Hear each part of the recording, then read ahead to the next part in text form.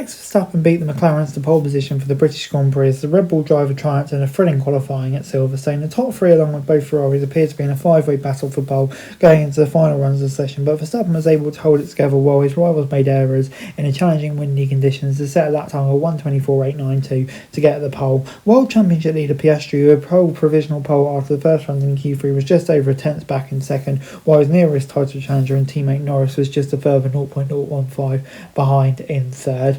And George Russell had appeared completely out of contention for the leading positions, with Mercedes struggling for the entire session, but with a remarkable run was just over a tenth behind Verstappen. This meant Ferrari had been hugely impressive throughout practice, were forced to settle for the third row. Verstappen's hopes of finishing in first place in the standings this year have taken a major blow with a retirement, obviously, in Austria last weekend. 61 points back from Piastri, and he's kind of fought back here though, hasn't he? Of course, with rumours linking him to a blockbuster switch to Mercedes. However, in typical fashion, putting the distraction aside and put out a brilliant lap. It was tricky out there with the wind, he said. The cars are extremely sensitive to it. The final lap was good enough. This is a proper track where you have to go flat out. You have to be really committed, and that's really enjoyable. I'm happy with qualifying. It's a big boost for the team, and I'm excited to go racing tomorrow.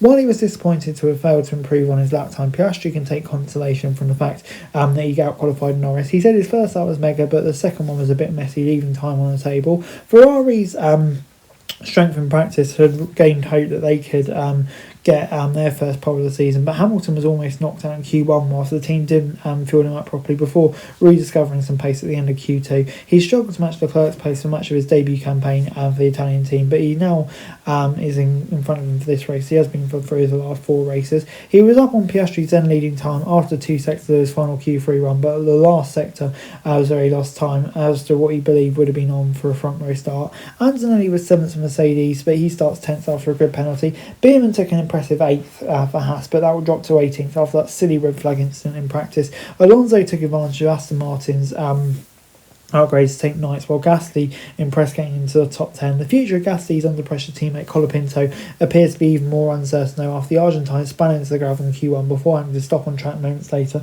leaving him starting from the back of the grid. Despite Verstappen's excellence, his Red Bull teammate Yuki Tsunoda's struggles continued as he was knocked out in 12th. And before I go, let me run you through the classification for qualifying. Verstappen on pole. I mean, it was just one of those magic Verstappen's laps out of nowhere, wasn't it? Showing why he's probably the best on the grid at the moment. Piastri in second. I think, he'll be pretty pleased with that.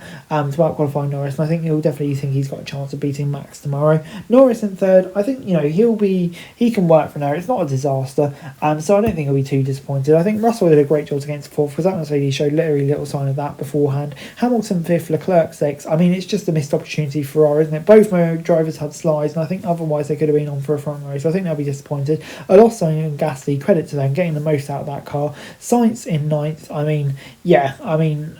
Good job from Sainz, but he needs to back up into points for tomorrow. I think Antonelli will be disappointed with 10th, but he can still in a good position to get points tomorrow. Tsunoda 11th.